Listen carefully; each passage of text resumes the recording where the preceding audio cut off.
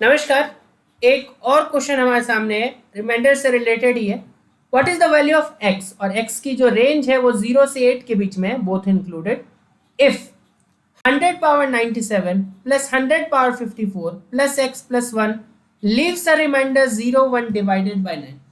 Leaves कोई भी अगर जीरो रिमाइंडर दे रहा है दैट मीन्स इतने लाइन का मतलब तो यही है ना, या तो इतना लिखो या तो लिखो कि इट इज डिविजिबल बाय 9।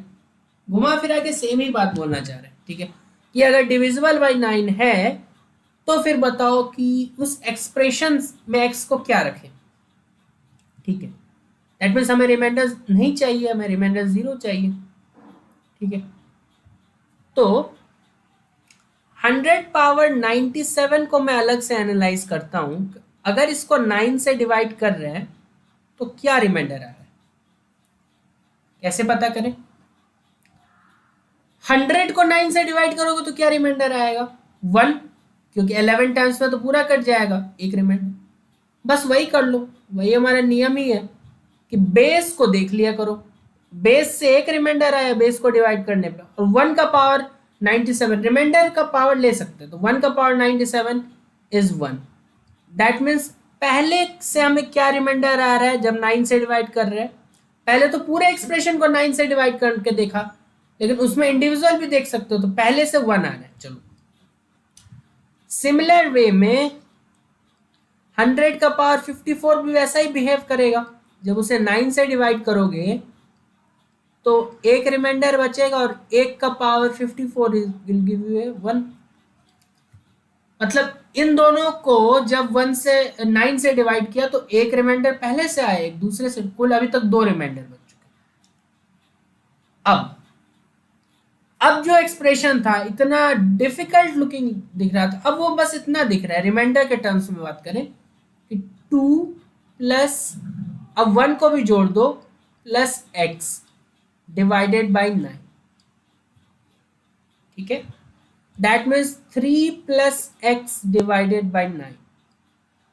अब अगर इसको कंप्लीटली डिविजिबल होना है ऊपर वाले एक्सप्रेशन को 9 से, और हमारे पास एक रिस्ट्रिक्शन भी है, उसको मत भूलना कि x 0 से 8 के बीच में होना चाहिए। ऐसे तो बहुत सारे वैल्यूज सोच सकते हो, क्या क्या सोच सकते हो आप, नेगेटिव में वैल्यूज सोच सकते हो कि -12 ही हो जाए तो कितना बढ़िया होता, -12 प्लस 3 -9। लेकिन पॉजिटिव में सोचना है अगर, तो इसमें अगला वैल्यू क्या ऐड करें, 6 ऐड कर सकते हैं, ताकि 9 डिवाइडेड बाय 9 रिमाइंडर 0। चलो एक x की वैल्यू आ गई 6। उसके बाद 9 जोड़ दो, दैट मीन्स एक 15 वैल्यू हो सकती है, जबकि 15 प्लस 3 18 बाई 9। लेकिन अब आगे जो भी वैल्यू लेंगे दैट वुड बी, वो 8 से ऊपर ही होगा ना। जैसे हमने 15 लिया, अभी 15 is more than 8, that means एक ही वैल्यू ले सकते थे इस रेंज में, which is x equals to 6, ठीक है। तो x की वैल्यू ही पूछी थी, तो दैट इज 6, ठीक है। तो रिमाइंडर अलग अलग निकाल भी सकते हैं हम लोग, ऐसा नहीं है कि पूरे एक्सप्रेशन का एक बार निकालें, अलग अलग। जैसे 7 प्लस 5 बाई 2 करते हैं, ठीक है। 7 प्लस 5 को 2 से डिवाइड कर रहे हैं, क्या रिमाइंडर होगा, तो या तो आप 12 बाई 2 करो, नो रिमाइंडर, या फिर ऐसे भी करके देख लो। 7 को जब 2 से डिवाइड किया 1 रिमाइंडर आया, 5 को जब 2 से डिवाइड किया 1 रिमाइंडर आया।